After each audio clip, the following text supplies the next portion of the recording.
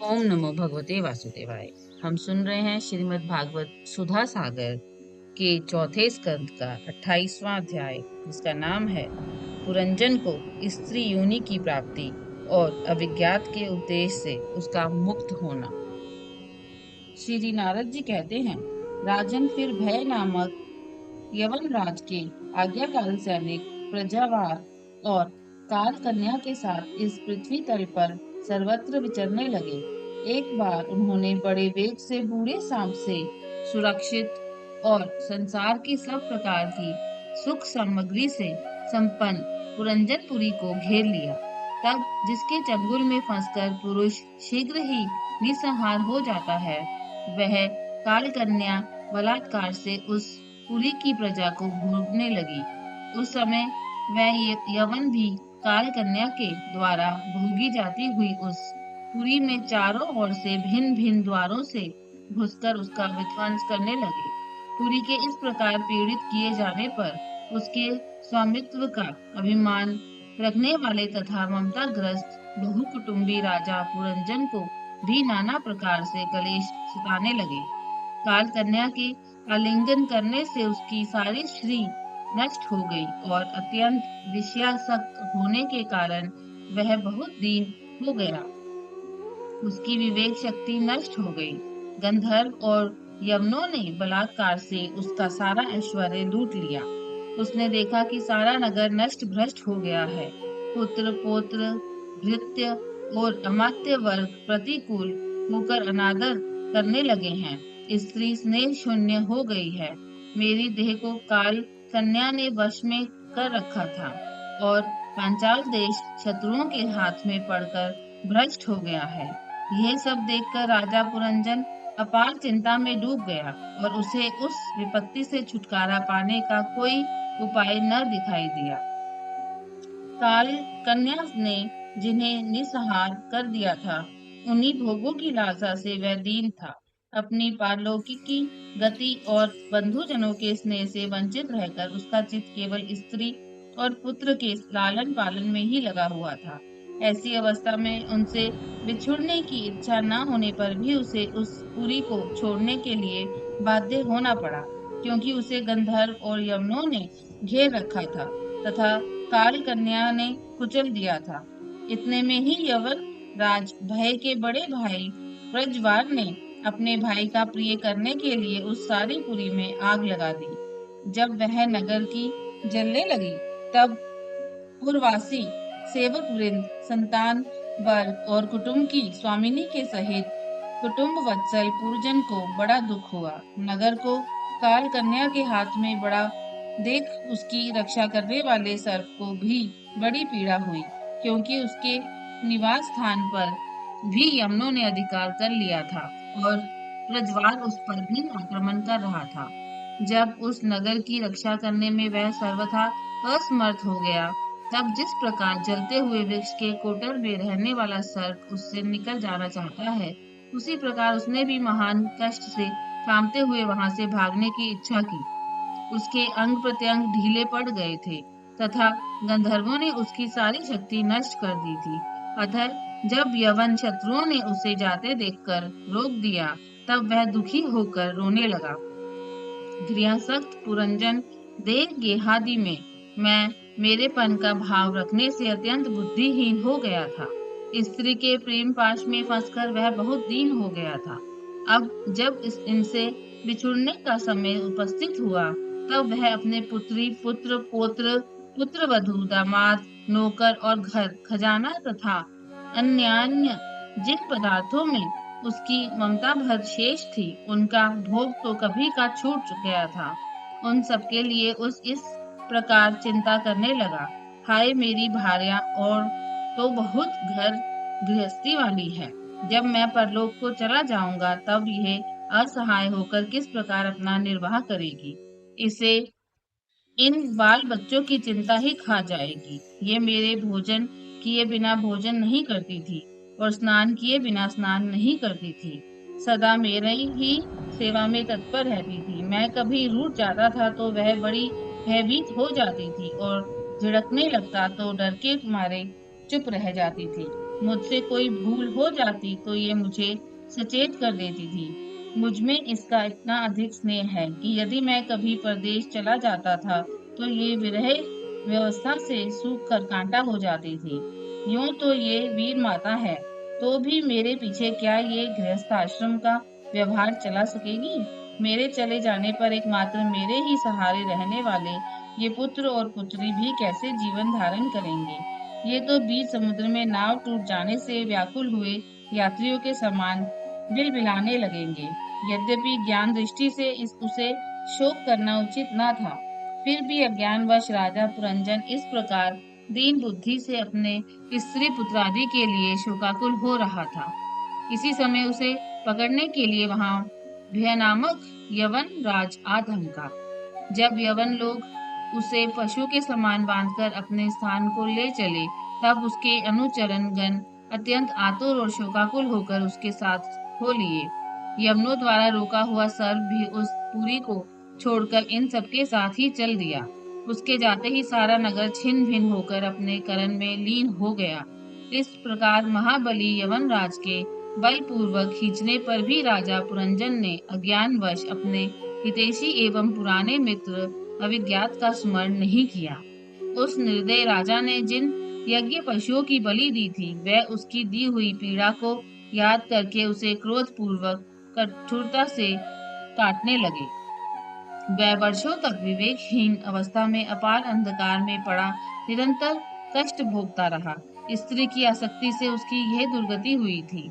अंत समय में भी पुरंजन को उसकी चिंता बना हुई थी।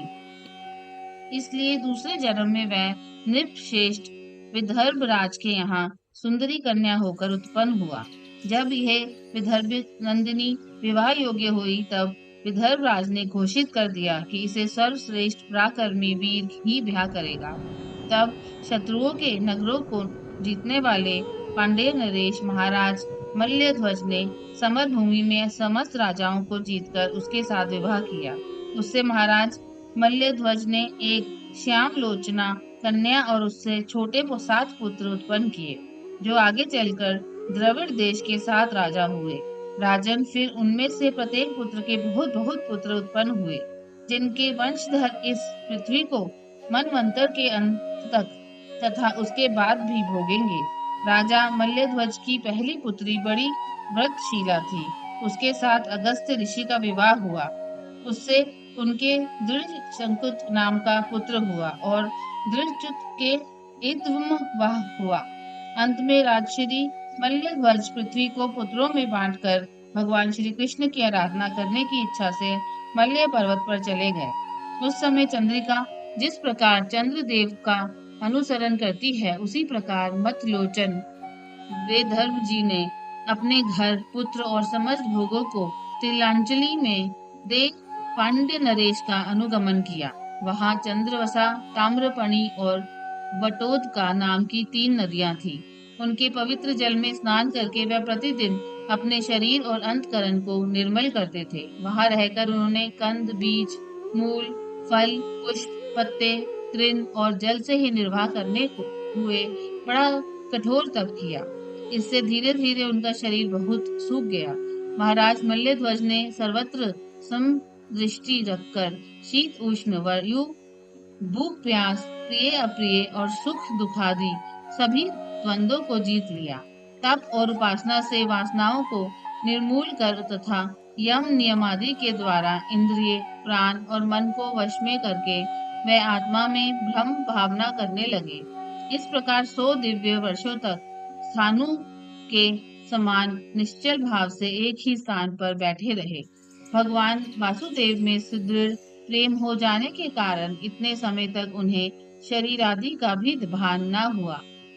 राजन, गुरु स्वरूप साक्षात श्री हरि के उपदेश किए हुए तथा अपने अंतकरण में सब और स्फुरित होने वाले विशुद्ध विज्ञान दीपक से उन्होंने देखा कि अंतकरण की वृत्ति का प्रकाशक आत्मा स्वभाव स्ताव की भांति देहादि समस्त उपाधियों में व्याप्त तथा उनसे पृथक भी है।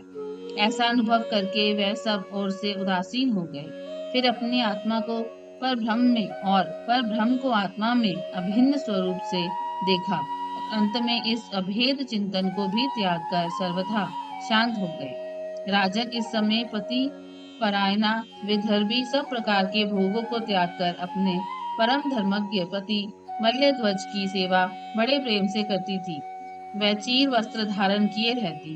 व्रत उपवास आदि के कारण उसका शरीर अत्यंत कृश हो गया था और सिर के बाल आपस में उलझ जाने के कारण उनमें लटें पड़ गई थी। उस समय अपने पति देव के पास वह अहंकार भाव को प्राप्त घूंघट रहित अग्नि के समीप अग्नि की शांत शिखा के समान सुशोभित हो रही थी। उसके पति परलोकवासी हो चुके थे, परंतु पूर्ववत स्थिर आसन से विराजमान थे। इस रहस्य को न जानने के कारण वह उनके पास जाकर उनकी पूर्ववत सेवा करने लगी। चरण सेवा करते समय जब उसे अपने पति के चरणों में गर्मी बिल्कुल नहीं मालूम हुई, तब तो वह झुंड से बिछुड़ी हुई मृगी समान चित्त में अत्यंत व्याकुल हो गई। उस बीहड़ वन में अपने को अकेली और दीन अवस्था में देखकर वह बड़ी शोकाकुल हुई और आंसुओं की धारा से स्तनों की भिगोती हुई बड़े जोर जोर से रोने लगी।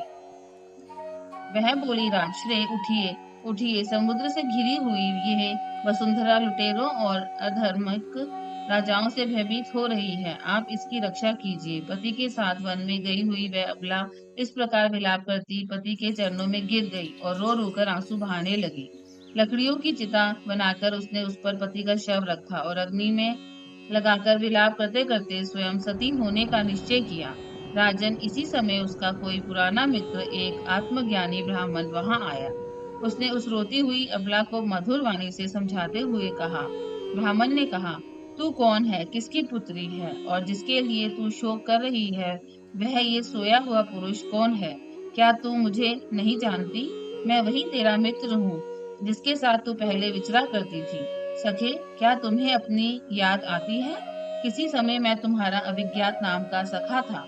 तुम पृथ्वी के भोग भोगने के लिए निवास संतान की खोज में मुझे छोड़कर चले गए थे।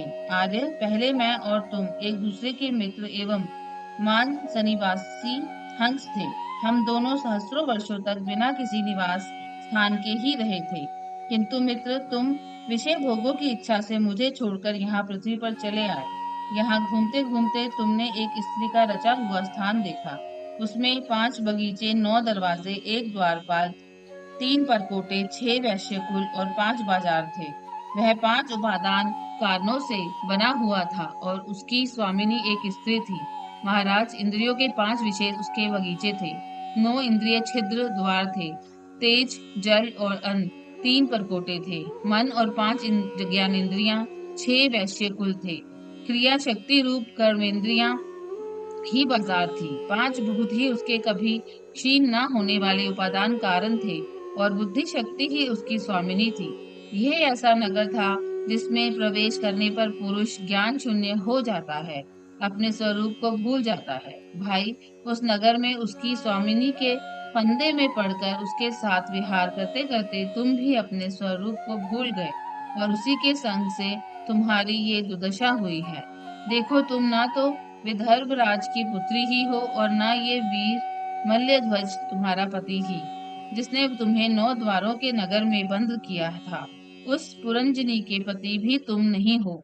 तुम पहले जन्म में अपने को पुरुष समझते थे और अब सती स्त्री मानते हो। ये सब मेरी ही फैलाई हुई माया है। वास्तव में तुम ना पुरुष हो ना स्त्री, हम दोनों तो हंस हैं। हमारा जो वास्तविक स्वरूप है उसका अनुभव करो। मित्र, जो मैं ईश्वर हूँ वही तुम जीव हो। तुम मुझसे भिन्न नहीं हो और तुम विचार पूर्वक देखो, मैं भी वही हूँ जो तुम हो।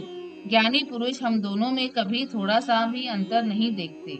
जैसे एक पुरुष अपने शरीर की परछाई को शीशे में और किसी व्यक्ति के नेत्र में भिन्न भिन्न रूप से देखता है, वैसे ही एक ही आत्मा विद्या और अविद्या की उपाधि के भेद से अपने को ईश्वर और जीव के रूप में 2 प्रकार से देख रहा है। इस प्रकार जब हंस ईश्वर ने उसे सावधान किया, तब वह मानसरोवर का हंस जीव अपने स्वरूप में स्थित हो गया और उसे अपने मित्र से विछोह से भूला हुआ आत्मज्ञान फिर प्राप्त हो गया।